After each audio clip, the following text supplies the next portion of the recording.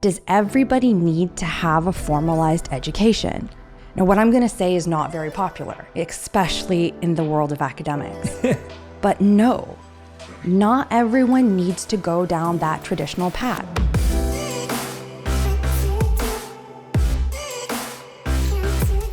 Hey everyone, welcome back to On Purpose, the #1 health podcast in the world. Thanks to each and every single one of you that come back every week to listen, learn, and grow. Now, you know that I'm always excited to speak to people with a broad range of experiences, different backgrounds, different walks of life, people who've achieved incredible things, but maybe taken paths less trodden. Now, today's guest is none other than Neha Kumar, who has over 14 years of experience operationalizing and scaling startups, and is currently running a venture fund on a mission to build the next generation of game-changing consumer-focused brands. So if you're someone who's wanting to be an entrepreneur, learning about finance, learning about building a business, this is the episode for you. In addition to running a venture fund, Neha is also a lecturer at UCLA's Anderson School of Management, where she has been teaching for over 9 years.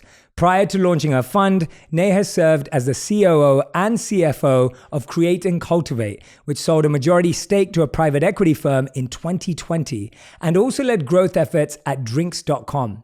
She received her undergraduate degree from the University of California, LA, UCLA, and her MBA from the University of Southern California. Welcome to the show, Neha Kumar. Neha, thank you for being here. It's so great to have you on the show. Thank you so much for having me. And after that introduction, even I feel amazing. It's an amazing bio. And of course, we're friends. We've been hanging out a couple of times this year. Excited to share that part of the story as well. Every time I've sat down with you, you've told me stories. You've told me moments of your life, your childhood. And I love people who communicate their life in such an interesting way. And I was just saying to you before we started taping that you have one of the hardest jobs in the world, which is keeping 18 to 21-year-olds excited, enthusiastic, and engaged in the learning process. So I'm going to be like a student today asking you questions in a lecture hall. But first of all, I wanted to start by saying it's your 5-year wedding anniversary. Congratulations. Thank you. Thank you so much. It's amazing.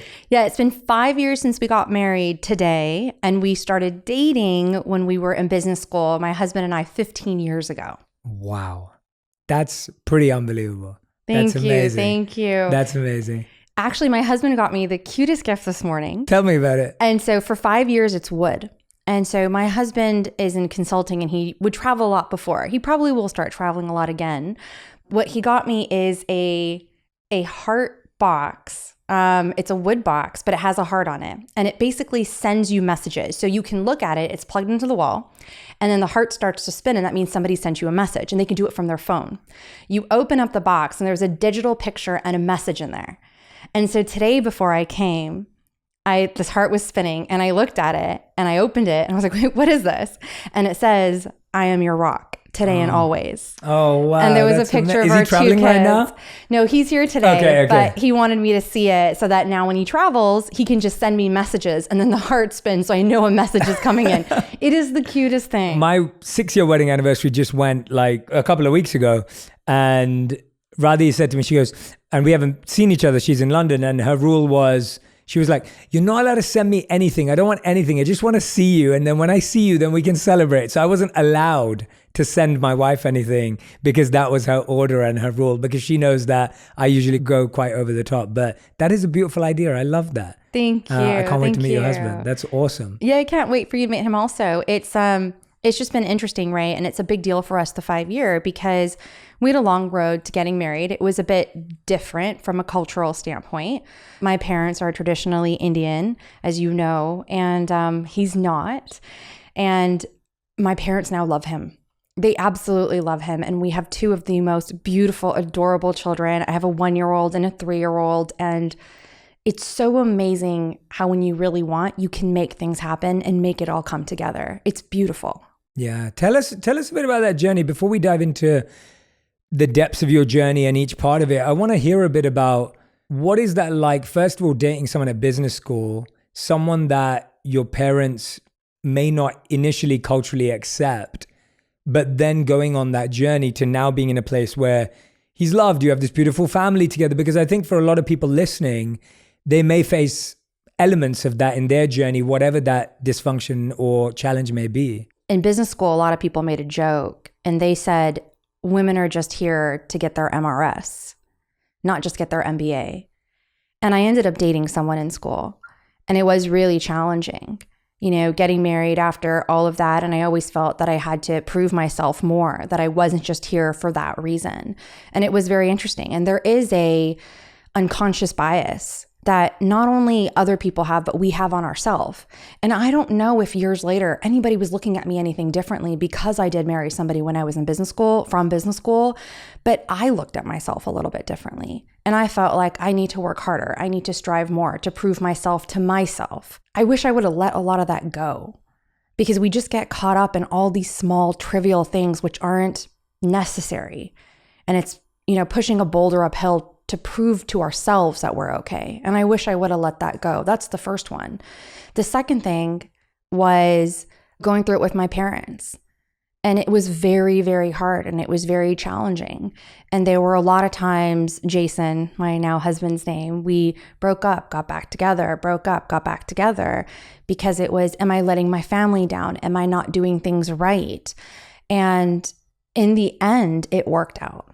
But it was the hardest thing, and it was a journey that I never thought I would go through.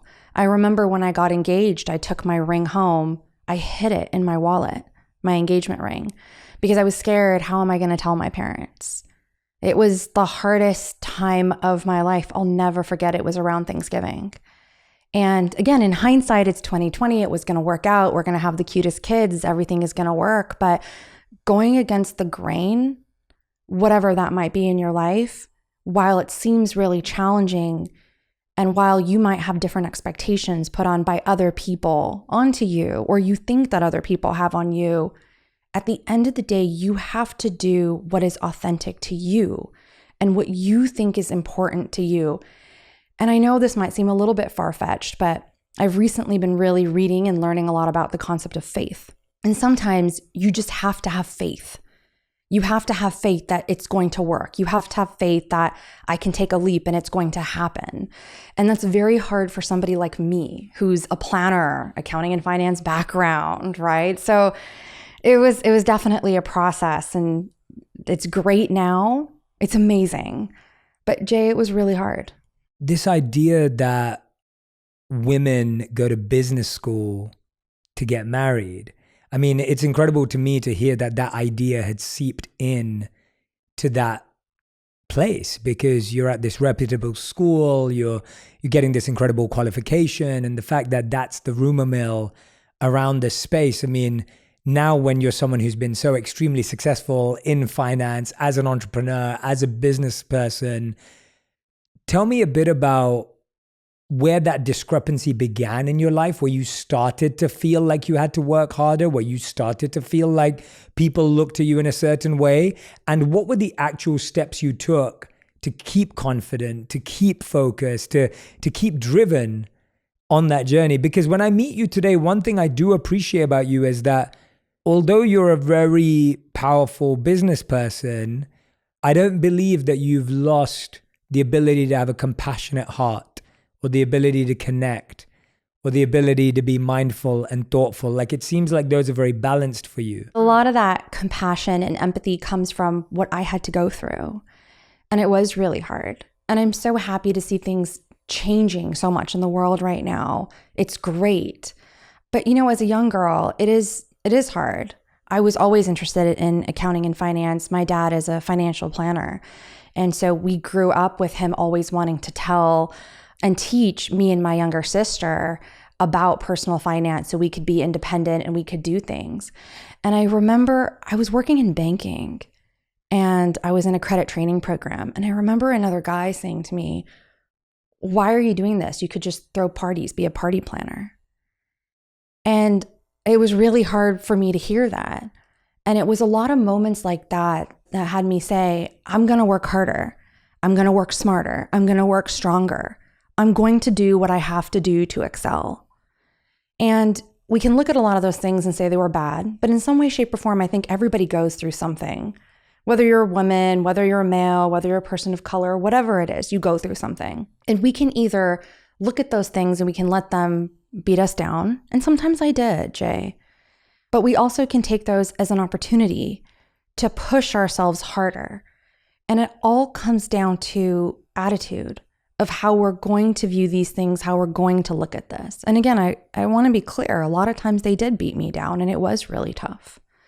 But you have to constantly find yourself and create yourself to be resilient and to bounce back up and to deal with all the things that can come your way, no matter from where.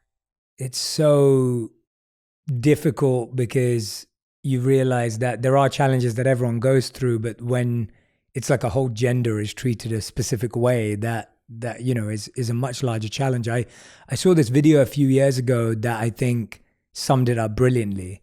So in this video, they had blue balls and pink balls, and they asked a 10-year-old boy and a 10-year-old girl, their job was to go and pick the blue balls up for the boy and the pink balls up for the girl, and they had to collect them and put them inside this container.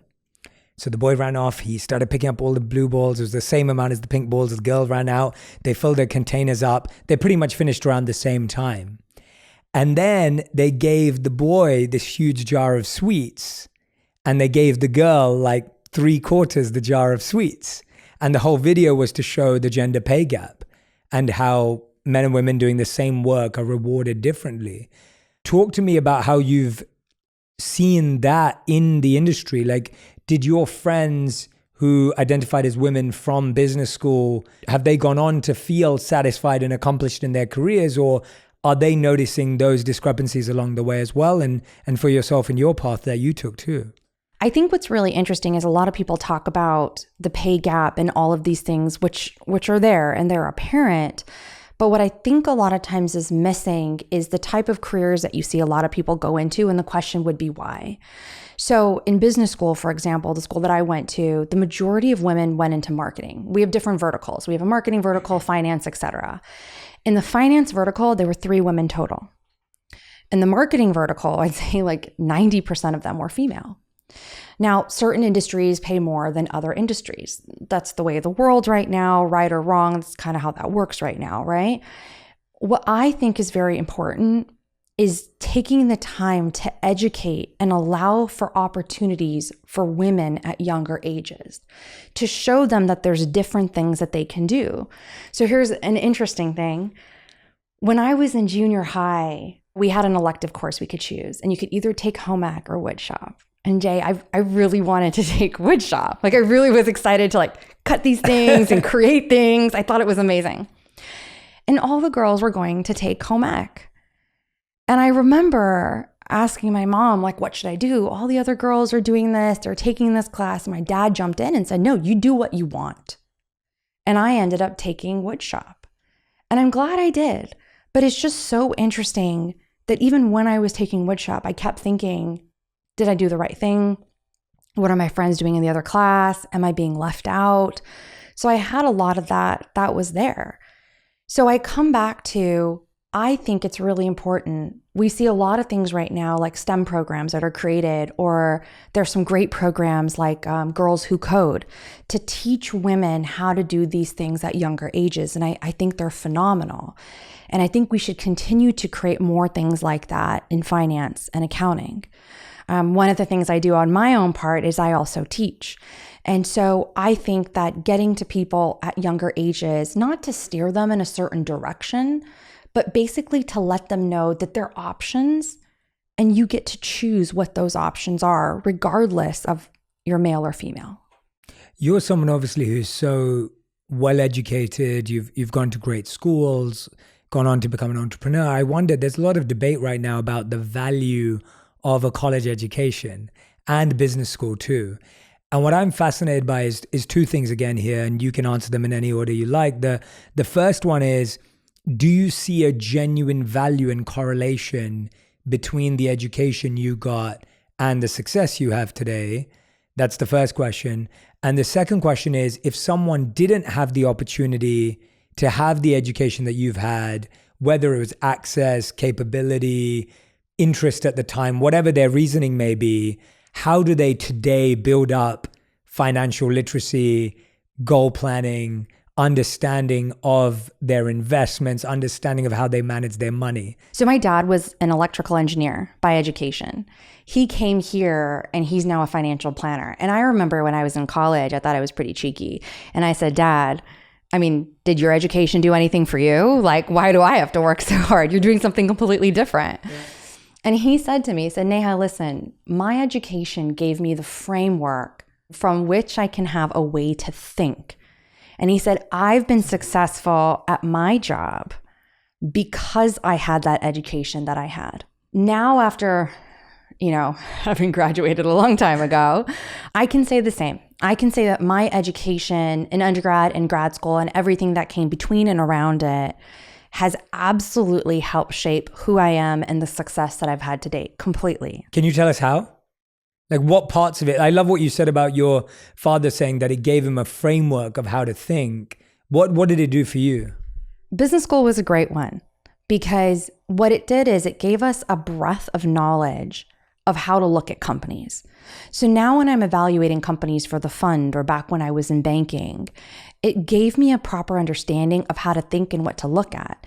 And if you think about it, right, experience that we get from people in academia, et cetera, it's just trying to learn things at an accelerated rate. Now, could you learn them on your own? Absolutely, you could, right? Maybe one day we'll get to the point where we're like the Matrix, the movie, where you get plugged in. Yeah, and then all the information comes in. So the way I view academia is you go 4 years for a college degree or whatever it is that you do, but you're trying to learn the information at an accelerated rate.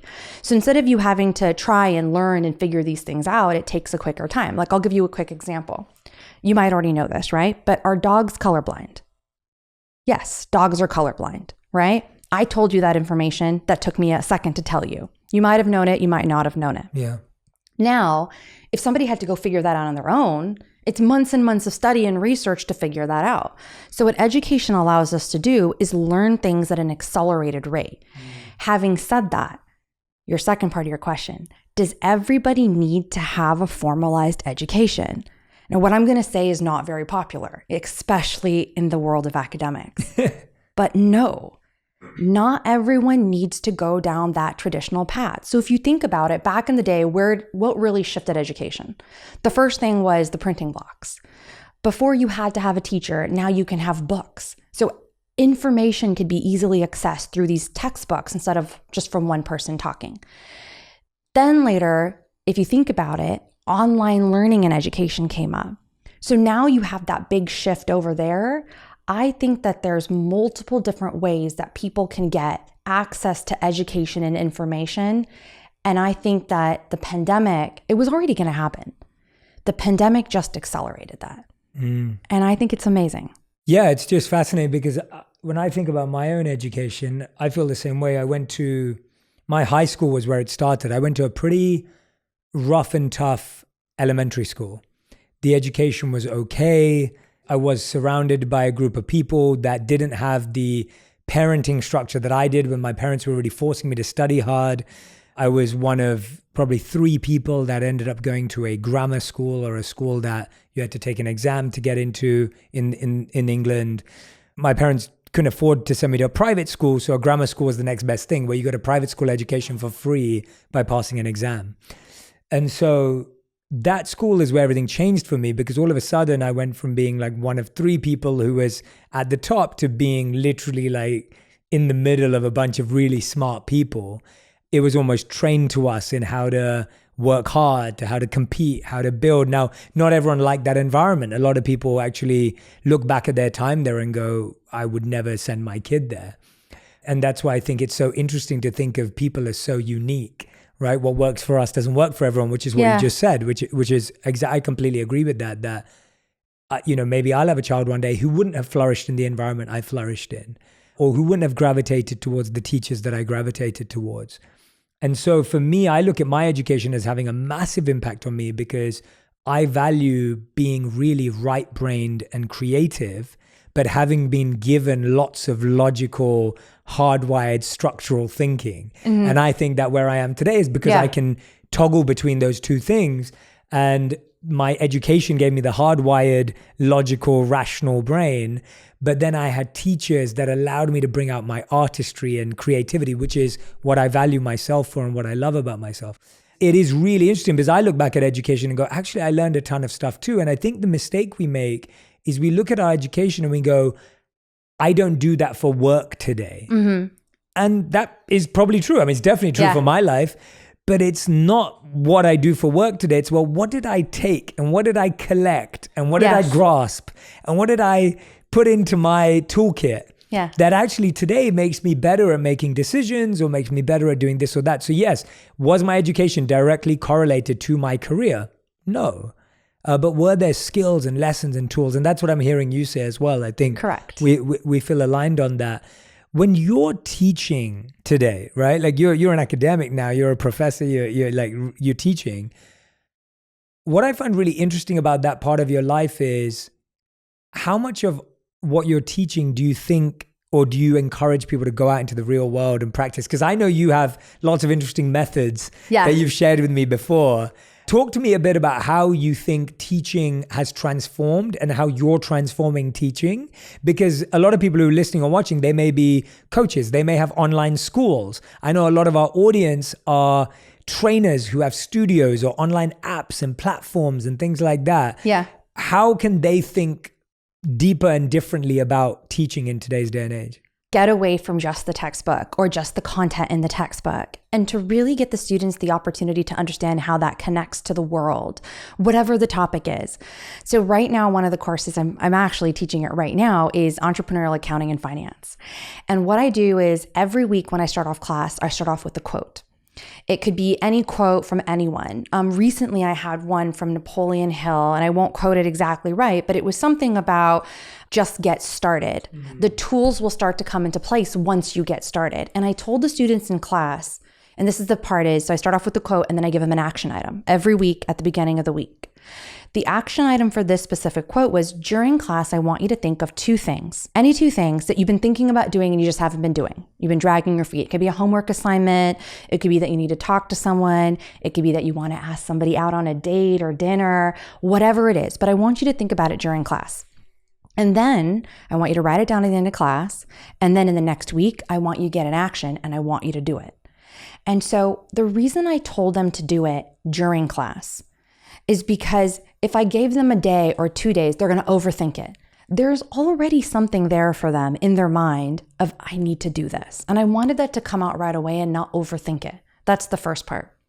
The second thing I also did is I actually went around the class and looked at everybody and I asked for an acknowledgement. If you just say something to people, that doesn't mean it's going to cause action in them. But what I actually did is I looked at everyone and I said, okay. And I'm looking for the from each person, an acknowledgement. How many people is this? About 43. Okay, wow. It's a lot of nodding. No, Yeah. It's good. Yeah, I like it. We went through that and they all said yes. The most interesting thing happened is that I have one set of office hours right after class. I already had students coming in after that class telling me about the things that they're going to do, right? And so when it comes towards back to your original question, right, or what are some techniques or methods I might use in regards to education and teaching and work to transform it? So many people get caught up in the technical items. Back in the day before, if you were teaching formulas or whatever else it was, you had to go through it with them. I can go through it with them, but I also know that they can go on Google and get it. I know they can go on these other websites, you watch these YouTube videos, whatever it is.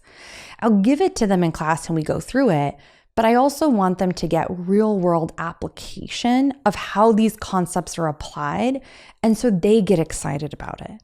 And I think that's something that was missing a lot from other classes that I've seen or I've taken, is they go straight into just the technical items, but they're not actually taking it up at 3,000 foot level and saying, this is why it's important. And I always like the inspirational items and the quotes and everything else. It keeps people in action. And I think that's the most important thing. Yeah, no, absolutely. I love those insights. And I think acknowledging people, I remember the first time Facebook Live launched. This was probably around 6 years ago now. And I was one of the first users. This was when I was a senior host and producer at HuffPost. So I was in New York City and we had a partnership with Facebook Live. So I went live And the first thing I asked was, hey, if you like anything, press the like button. If you love anything, press the love button. And if you want to share something with me, drop a comment in the comment box. And my producer was holding her hands over her face going, Jay, I can't believe you just asked the audience to do that. And it was really funny because the response was amazing. People loved acting like what you just said. Like people loved that there was a prescribed way that they could respond to something. Yeah. So if I shared a quote that was inspiring, people would click that like button and then I could see it and then I could respond to them. And that's when I started to understand that people don't just want to be receivers, they want to be participants in learning. And they don't just want to be on the receiving end, they don't just want to be listeners and hearers and taking in. They want to be involved and they want to be engaged. And so I love that example of teaching. Let's say a lot of people who are listening right now may have just started a business or they're on the cusp of starting a business. How should they be thinking about the finances of this business? They don't have a lot of money to get started. They're probably not going to go and raise. They're probably just trying to build something through a few friends, maybe from themselves. What are the things they should be thinking about?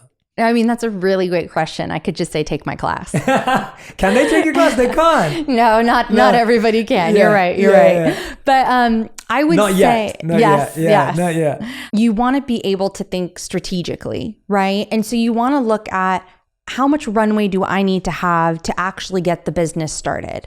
And a lot of this comes back to capital. And I don't want to nerd out too much on capital conversations. But I mean, one of the first things I do with my students, even if I'm having them go through this, is I'll have them build out a pro forma, right? So what is it going to look like? How much money do I need to have for what period of time? And this doesn't need to be something fancy. You don't need to build up a model and put in Excel. You can write it on a piece of paper. And I think a lot of people don't look at the basics even to start on something like that. And I'm also all about following your passion and getting excited and everything else, but you also want to combine that with things that are practical. And I think when I have people come to my office hours, I get my current students, I get a lot of people come into my office hours, even non-current students, and they ask me the same question you're asking. And I turn it back on them. And I say, what is your purpose? What is the purpose of what you're trying to achieve? Some people will tell me, I want to make money. Some people will say, I want to do this for fun. Some people will say, I just want to have experience. There's a lot of different reasons of why people are doing things. And I think it is very important, first and foremost, to be clear with yourself on why you're starting this business. Now, if it's to start a business for your livelihood, we actually have to map this out and plan it, right? What is your market size? How many people are in there? A lot of companies that we're looking at right now are in the beverage space. I love the beverage space, right? It gets me very excited. And you want to look at that and see how many people are currently in the market. What are the other products that are out there? The beverage space also has a low barrier to entry. Somebody can take a relatively small amount of money and go there tomorrow to a production facility, and you can go out there and you can get it created. As opposed to another company that I recently invested in is a sunscreen company. Sunscreen companies have, some people might say that there's a low barrier to entry for sunscreen. Having said that, there's a long process to get a product approved. It can take 1.5 years, 2 years. So part of it is thinking through, and this is the framework that I got from business school. We have something called Porter's 5 Forces, which is a phenomenal tool. So you look at what are the items that are market competitiveness? Who are the other competitors in the space? What are the barriers to entry? What are the alternatives to the product? What are the substitutes?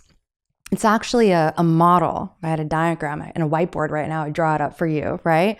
Thinking through things from that model, that framework allows you to properly assess, is it even worth it? And do I want to go into this business?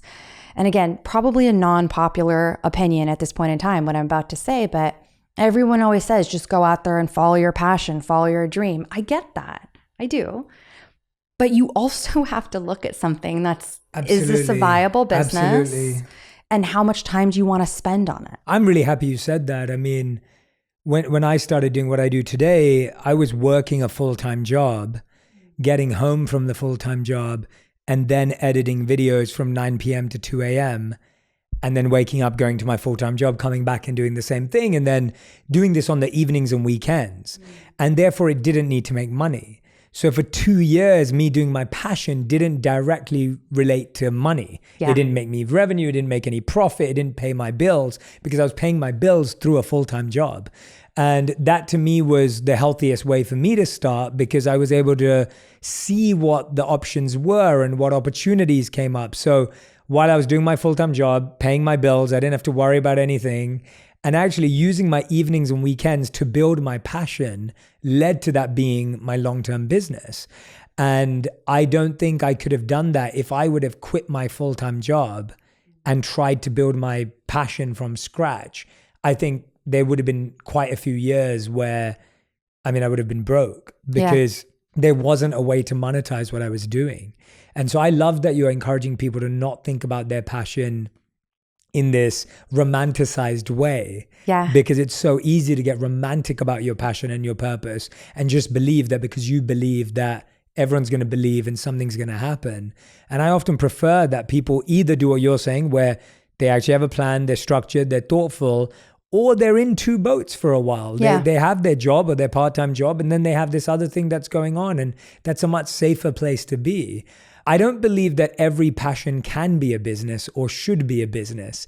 How do you help your students or anyone decipher between what should remain a hobby and a passion and what has the market potential to evolve into a business? Because I think we're living at a time where pretty much a lot of random things have become businesses. So it kind of feels very open, but there's things to think about in becoming a CEO or a business person that are different to being a passion business. So the IRS, when you actually have a business that over for a period of time, it doesn't create any income, but you have expenses against it, it's literally defined as a hobby. A hobby is an actual definition of an IRS term, right? Wow. So I always find that very interesting. And I ask my students, or any other entrepreneurs I talk to, even if I'm talking to them about the fund or anything else, they'll come to me and ask me advice, right? And I say, you just have to be clear with yourself. Is this a passion project and a hobby, or is this something you really want to make money on? And I think that it's very important to decipher between the two. Yeah. I tried to start my own startup before. I left banking, took a big risk, quit my job, and I tried to start my own startup. And if I could go back and tell myself something, it would be, Neha, be clear on what this is. Can you tell us about that story? Tell us a bit about that. Like, what did you start? How did it go? Because I think hearing about that would be awesome. I had a great job in banking. I graduated from business school. They rolled out the red carpet type of job in banking. It was amazing. So I was working with a lot of companies that were looking to do an IPO or looking to get acquired within the next so many years. I had the opportunity to spend time with founders, CFOs, CEOs. When you're a startup and you're with a bank, that means you're pretty sophisticated, you're far along, right? So I was dealing with a lot of people, and I saw how much they were making and what they were doing. And I thought, whoa, I'm so smart. I could do that. And so I left a great job in banking to start my own startup. It was, ironically, it was an online platform, which was going to be to teach personal finance to predominantly women, and then branch out from that to women and men. But I should have been more focused. I failed at what I wanted to do, and it was hard. How did you define failure? Like, what went wrong there? The whole thing had to stop. Any money that I had spent, we lost. I'd gotten money from families and friends for about a year and a half. I'd been working on it. We lost everything. And it was very, very tough because I had been so used to being successful and amazing. I have immigrant parents who are phenomenal, who are also very driven, right? And who also have driven their children to work hard and succeed and excel. And so went to school, did well, went to business school, did well, went to banking, did well. And then all of a sudden I start my own thing, and I'm like, I don't even know how to properly ship boxes. Like, I don't know the difference between UPS, FedEx, all of these things. Like, it was a really big learning experience for me on basic items that I didn't understand. And the startup didn't work, right? It wasn't what I wanted it to be. And it was very, very hard. And if I could go back and give myself one piece of advice, it would be able to decipher between passion and business. They can be both, but you have to be clear on what you're trying to do and achieve. Because when it's a business, you move out all the noise and you focus in on, do I have the right market? Is there the right market product fit? Are people ready to buy this? You can't just go and talk to your friends and say, hey, do you think this idea is great? They're going to go, yeah, of course. They're going to tell you yes or no, really, right? You need to ask them, hey, I have this product. It's great. Okay, are you going to buy it? Will you pay for it right now? That's what makes the difference there. Yeah. And so being able to decipher between passion and a business, I think is very, very important. Yeah, absolutely. I think that one of the misconceptions that I think I had and also people have in general is that when you live a passion business, that you just get to do what you want to do. And I would honestly say that in the come up period, I did more of what I didn't want to do and what I had to learn, i.e. whether it was the UPS or FedEx. In your scenario, in my scenario, it was client relationships, editing, learning videography, learning social media, I had to learn all these skills in order to do what I do today. I had to learn about podcasting. I had to learn about publishing. These were not things I wanted to do, but they were vehicles to do what I wanted to do. Yeah. So I had to spend more time studying vehicles and modalities and frameworks and mechanisms and tools so that I could spread my message, which is what I wanted to do. Yeah. But if I just tried to spread my message, that was never going to work because I had to understand the tool. Today, I live a life where, I do way more of what I want to do today. But I think the mistake is believing that you'll be able to let go of what you have to do. And I think that's where I've realized that there is no one in the world who can completely let go of things they have to do in order to do what they want to do. But it's a balance of the two. And so when I'm hearing you talk, I'm reflecting on my own journey and going, yeah, that makes a lot of sense, because in order to do what I love to do today, I have to do things that I just have to do. Yeah. And to live a pure passion business is a hobby, because that means you're just enjoying the passion of it. So if I said every Friday night I was going to go live on Facebook and just teach my message and whoever turned up, that's a hobby. That's beautiful. But if I really want to create ways in which people can learn, grow, get educated, change their life, transform, that's going to need me to be a bit more organized and focused. Yeah. As you rightly said. Focus is such a big deal. And I also think it comes back to priorities, right? There's certain times, one thing I really like that you said is there's certain times, right, where you like on your way up, right? You had to do a lot of the things that you didn't want to do. And one of the things that I keep hearing people always talk about is, well, do you have the right work-life balance? No. There's a story, and I know you've heard this before, but there's a person standing in the front of the room, and they have a glass. And first they put rocks in the glass and they say, is there anything else? More room left? And everybody goes, no. And then they put the pebbles in, then they put the, sand and then water, right? Here's what I think is missing from that story though, is that all makes sense, but there's certain times in life where you're going to have situations where that priority level is going to shift. And that's what's missing. So were there certain times in my life also where the rocks would be just career or just work or just the things that I don't want to do? They were. And it wasn't that I didn't have a work-life balance, anything in that way. It was more of at that point in time in my life, that was the priority. So even though now my priority is family and I love my work. I love running the fund. I love teaching. You know that though. I teach for fun, right? I love it. Yeah. But the priority set is going to shift over time.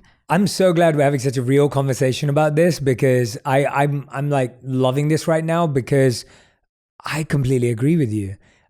So when we got married in 2016, which is kind of where my external career took off. And for 3 years, we didn't go on a honeymoon because we couldn't afford it. Like we didn't go on our honeymoon. We never had one because we didn't have the money or the time to. My career was busy. Things were growing. I had momentum on my side and I couldn't afford to take the time or the money to pay for something. 3 years later, we went on a beautiful honeymoon. It was amazing. It was so fun to have waited for something like that and have this amazing experience.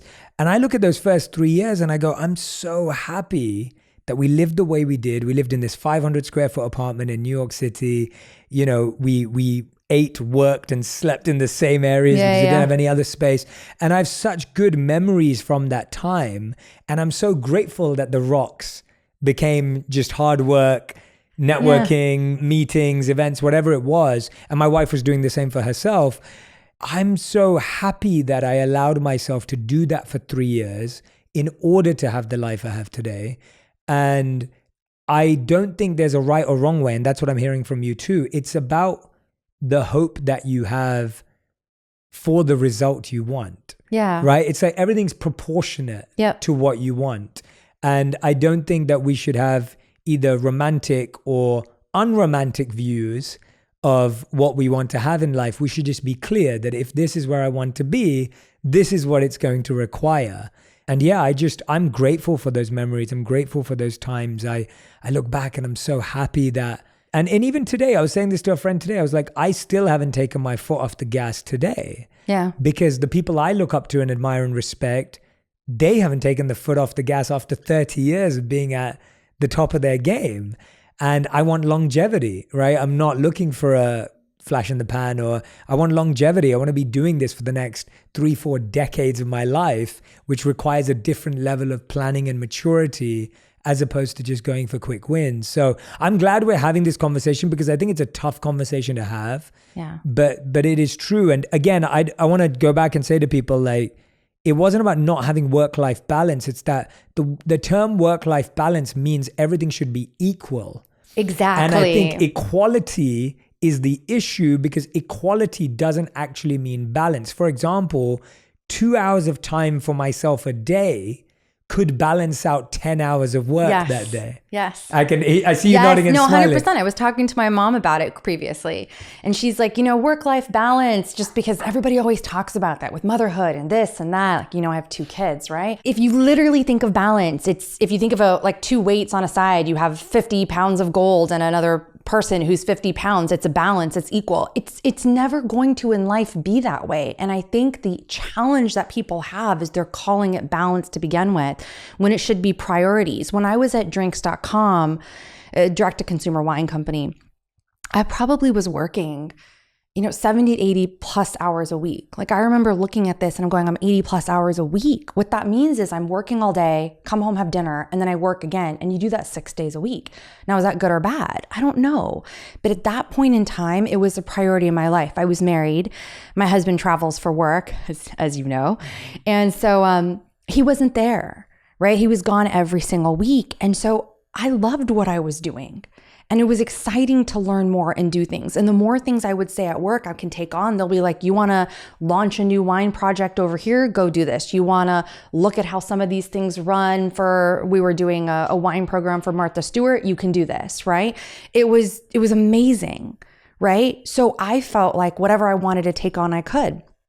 But my priority, my rocks at that point in time in my life was my career. Yeah.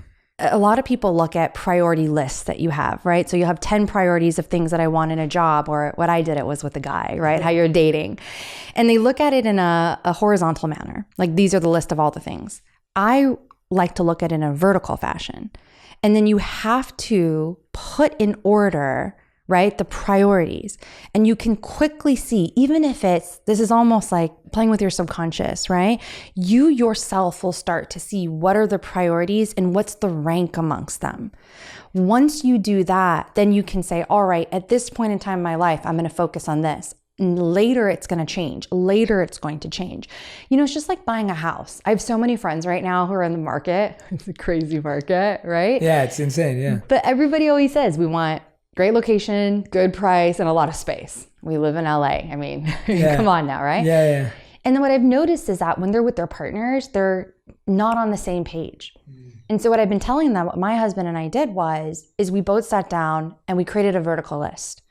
I now know what his top priority is, and he knows what mine is. When we're going out and looking for places, it's easier for us to be on the same page. And it sounds like you understand what I'm talking about. I am completely in agreement with you. We did the same exact thing. And for Radhi, it was a big kitchen. Like, that was very important to her because that's her world. For me, it was having a space where we could have a studio like this and we could have an office. Like, those were priorities for me where I could work from home because I love working from home. For my husband, it was being close to the beach. Oh, wow. Okay. He has to be close to the beach. He's a total beach person. And then for me, I needed something where I can have my own office space. Yeah. That was separate away from the kids. Beach, office. Yeah. But that's beautiful. And I love that idea of people writing down their priorities separately, and also just recognizing that different stages in life will have different priorities. Yeah. And knowing that it can change. And absolutely. That balance, if everyone could remove the idea from their mind that balance means equal, Because the way we think about balance is time. We think dividing our time equally means balance. Yeah. But that's the wrong currency to divide. Yep. Balance means how much time do you need for yourself in order to feel great so that you can give and build and create for the rest of the day. That's what balance is. Yeah. And I find for me personally that 2 to 3 hours a day for myself gives me enough energy to go ahead and do that. Someone else may say they need 4 or 5. Someone may need 1. You know, it's all subjective, but to me, balance just shouldn't be about time. It's not about equality of time. I mean, this is one of the best things that I've heard anybody say, because you constantly keep hearing this all the time everywhere. Everyone needs work-life balance. You do need a balance, but again, it's not equated to time. I think it's more on, you got to do the priorities. What are my priorities? I need to make sure I'm getting all those priorities in, whatever that might be. And in different stages of your life, that also does change. Yeah. So I think that's a wonderful way to put it. This is what I love about you. You know, you're a woman, you're a business person, you're an academic, you're now a mom, and that's why I'm enjoying having this conversation with you, because I haven't had the challenges you've had. I'm not a mom. I don't have to raise kids and build businesses and do, I'm not in that position, right? And so I have so much respect for you, and I have so much admiration for you and what you're able to achieve and do, because I think every time I've seen you also, you just carry yourself very well and at the same time have all this going on at the same time, but you love it, and you can tell that you love being a mom, a teacher and a coach. You love being an investor and an entrepreneur. I read a study from 2021 that said that, and of course, let's be honest, what mothers do is priceless and you can't put a value on it. If someone asked me how much what my mom did for me, how much was that worth, could never put a price on it. But I do believe it's important to understand value. There was a research study from 2021 that said that if you looked at a mom's career as a career, and looked at the over 103 hours a week, more like 24/7, if you tallied up all the costs of how much everything would cost to do or hire or outsource, it would be $186,400 that an average mom would make. When you hear that, what goes through your mind? I want to hear your response and thoughts. It's a lot of work and it's a lot of time. And I just don't know if society always understands. Again, it comes back to the unconscious bias, right? That we feel as women that it's our responsibility to take care of the household. It's our responsibility to do all of these different things. And the amount of time and energy that goes in, it's constant. And sometimes you might be lucky and get a smile from your child, but that doesn't always happen. I'm going to take this in a little bit of a different direction here, but I do think that what makes a lot of these things hard is that in the workplace, we don't always have the ability to have others that empathize with us, right? And having people around who have similar fashion, who understand these things, makes a big difference. My husband's at Deloitte. Deloitte is known to take care of women. They are known to be a great place for the working mother. They have a lot of partners that they interact with, right, who are mothers. What that has done for me, though, in my personal life, is my husband gets it more. It's more common to him. He understands that, when I was nursing my baby, it was, okay, how much work is it for Neha to constantly have to nurse throughout the day or take the pump with her to work? And the issues that I've had even with pumps and everything else. One time, startup life, the electricity stopped working in our building. And the pump that I had, I didn't realize it was my first child, that I should have a battery pack as a backup or something like that. And I needed to pump. So I had to leave and drive home to go do it. And it was such an ordeal. But these are the things as women that we're constantly having to deal with that not everyone understands. And I think that having women in certain positions at work, it does make a difference because it shifts the conversation. Even my husband, who's amazing and very loving, he's constantly being exposed to it at his work. Of course. So he sees it, he hears it, and then he'll empathize more with his wife. But Jay, to your point, it is nonstop.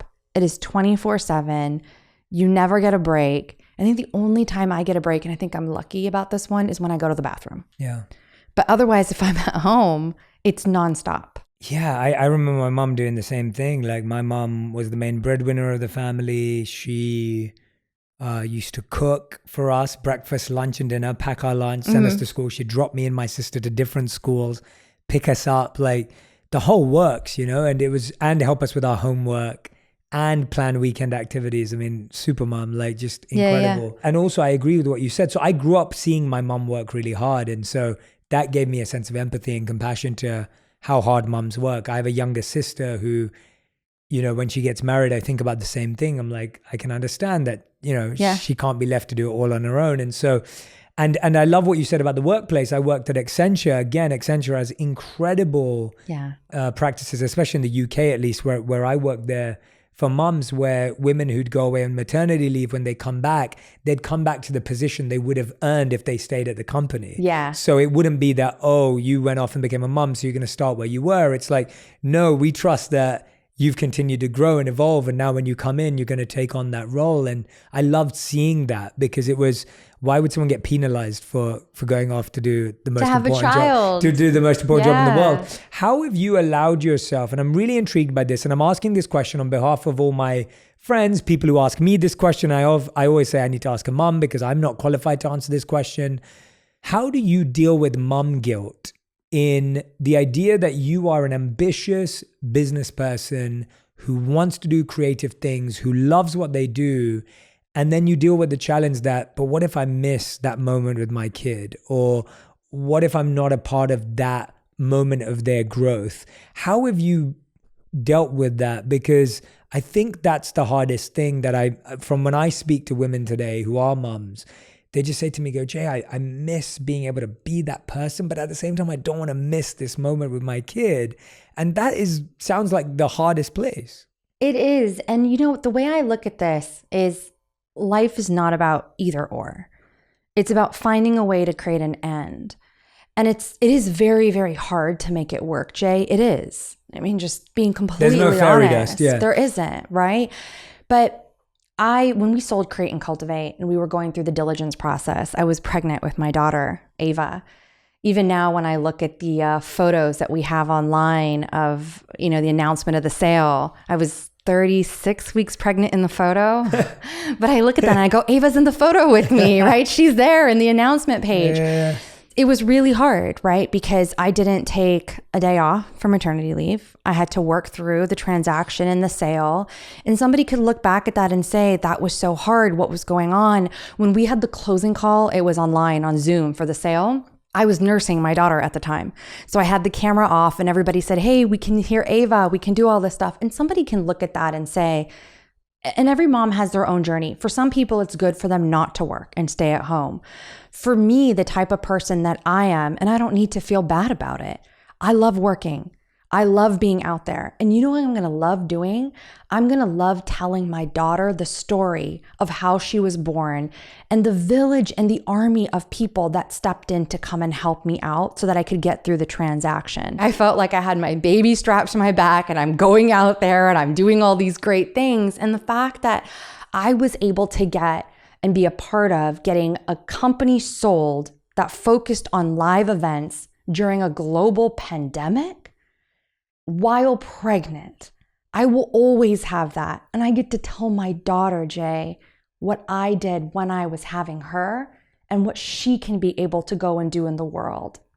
So what my thought for people is who have mom guilt, that they have work and they have personal life and all of these things going on, is you have to first take care of yourself and then you can take care of the child. It's the old story, right, of the airplane when the air masks come down. First, you put it on yourself and then you put it on the child. And you have to take care of yourself first.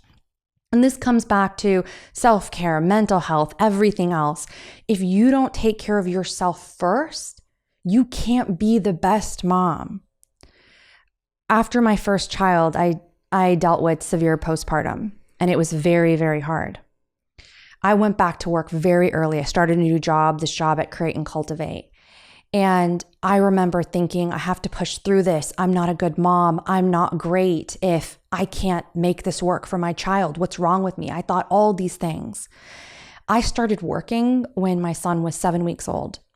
Within 2 days, I stopped crying. I was crying all the time. It's a part of postpartum. Within 2 days, I stopped crying. And everybody around me would say, why are you working so soon? Your baby needs you, this, that. And I said, I need me. When I go to work and I can focus on the things I'm great at, I feel good and I feel confident. And then I get to go home and be the best mother to my son. And this is again when I had my first child. And I think that mom guilt, again, I've used this phrase, but it's an unconscious bias. It's there from other people, but it's also there from ourselves. And every mom has their own journey, and you need to do what's right for you and your child. And there is no wrong. There's actually no wrong. Yeah. First, you got to take care of yourself. The second thing for me that worked out very well is I created what I call a life team. And we create these teams at work, but you have to create these teams around you with your life. I have an amazing supportive husband. I have phenomenal parents. My mom is my coach, right? She talks to me every time I'm driving in the car, helping me sort through things. She's phenomenal, right? My in-laws are amazing. They help with my kids all the time. I don't know what I would do without them. I have some friends who are always there. You create this great team of people around you. And what that has allowed me to do is spend what I think are the important moments with my kid. Both of my kids. So right now, every Friday, the second half of Friday, I take off. And every other Friday, I'll take out one of my kids just for mommy and me time. My son's name is Inder. He's so cute. And he goes, is it mama and Inder time? It's the sweetest thing. He's a little over 3, right? But to me, that's more important than hearing a word that he said for the first time or seeing my daughter do something different, like she turned over a different way. She's just over 1, right? For me, that time I get to spend with them one-on-one, for me, that's what's important. Everybody will have their own though. That's important for them. I love that. I think, I took so much away from that, but I think the ultimate answer is that there is no wrong, like recognizing that however you're functioning and dealing with it. And as long as there is time, I love what you said when you said, I needed me, right? Like, I think that's so powerful. Like, I needed me. And when we are full, we are able to give ourselves to others. It's the old cliche, but it's true. But hearing that from you is really powerful. Neha, you've been so generous with your time today. And I actually absolutely love everywhere we've gone. But I do want to talk a bit about, and this is the last question I'm going to ask you before we go to our final 5, which you're aware of because you're a listener. So you know that we're going to end with our rapid fire round. But before that, you launched New Money Ventures. Yes. Which is your fund. You're investing in lots of exciting companies and brands. How are you deciding what to invest in? What is it that you as an investor look at? I think that would be really educational for our audience who potentially may want to have investors one day and raise one day. What are the things you look for? There's 2 big things I look for. One is the market opportunity, right? So what can this actually grow into? And then number 2 is the founder. We're investing in early stage. So for us, that's going to be seed and Series A companies. I know that things are going to change no matter what. There's going to be ups, there's going to be downs with a lot of these startups. We want to be able to invest in the right people who can pivot along with those changes. And those are the 2 big things of how we look at which companies we're going to invest in. Amazing. Very clear. It's very clear, very concise. Yes. Very clear, very simple. I love it. All right. So we're going to end with our final 5. So Neha Kumar. Oh, go on. Oh, of course. I was going to say, I have to tell you too, I've been listening to this podcast. I listen to it all the time on the drive to class. I love it. So Tuesdays and Thursdays right now I go to class and it takes me about 45 minutes to an hour. Oh, it's perfect. the perfect timing. I love it. And sometimes, I told you I tell my students a quote, I'll actually pull it from some of your podcasts. Oh, I love that. Thank you so much. That means the world to me. I love that. Of course. That I'm a part of your day and my class's day too. Yeah, I love that. That means the world to me. Thank you so much. So now you can pull a quote from your own podcast now when you listen to it on the way. So something you said. Okay, so Neha Kumar, these are your final 5. The first question is, what is the best advice around money you've ever received? My dad would always tell me this, and he'd say, when you have money, everybody wants to give it to you. When you don't have money, nobody wants to give it to you. And the reason that's something to be very cognizant about is about how you manage your finances from a personal side, but also from a work side. Love that. Great answer. We never had that before. All right, second question. What is the worst money or finance advice you've ever heard? There's a lot of people who get up on panels and things and they'll say, just go out there and get the money. Just go out there and raise it. Yeah. And there's a lot of fluff behind that. You need to be able to support it. You need to be able to show that you have the right business behind it. And the last thing that you want to do is, I hear all these advices of, drain your 401k, go out there if you believe in what you're doing. I'm all about faith. I left my job, right? I did all of these things, but you do need to be able to have some support before you completely drain out your 401k, and you need to make sure that you're financially doing the right thing for your business. That's great. Love that. Question number 3, how would you define your current purpose? To leave the world in a better place than I found it. I love that. It's beautiful. Question number 4, if someone has just failed, what would be your best advice to them right now? Get up and start again right away. Don't even think about it. Brilliant. I love that. That was very quick, very quick. You're really rapid. This is good. All right, 5th and final question. We ask this to every guest. If you could create one law in the world that everyone had to follow, what would it be? Don't judge other people. I love that. I think we're all so quick, especially in the media world today. We're so quick to judge everybody around us. Absolutely. And I think that if we were to take a step back and know that everybody has something that they're coming from, and just not to judge them, and not already have our own listening of when they're talking, what we're listening to, and not judge, but create a space for them to say or do whatever they want, I think that'd be amazing. Everyone, that's Neha Kumar. And everyone, you need to share this episode with someone who is starting a business, just failed, running one, figuring it out. I believe this was one of the most raw, honest, open conversations where Neha didn't hold back at all. We really got stuck into some really difficult topics and territory. Neha, where's the best place that people can find you, follow you, connect with you? If people are like, I need more of Neha's advice in my life, where's the best place? Absolutely. So I do have my Instagram profile, right? Yeah, Neha T. Kumar. I will be starting up a couple other things as well, and then I'll be putting it through my Instagram links also. Amazing. So Neha T. Kumar on Instagram. Please go follow her. Please go and tag me and Neha on Instagram and on any other platform that you're using to tell us what resonated with you, what stood out to you, what connected with you. I'd love to know. You might even end up in one of her classes. But thank you so much for listening and watching today. Please pass this one on. I think it's going to impact a lot of people, and I can't wait to have you back for another episode of On Purpose. Thank you so much, Neha. Thank you. If you want even more videos just like this one, make sure you subscribe and click on the boxes over here. I'm also excited to let you know that you can now get my book, Think Like a Monk, from thinklikeamonkbook.com. Check below in the description to make sure you order today.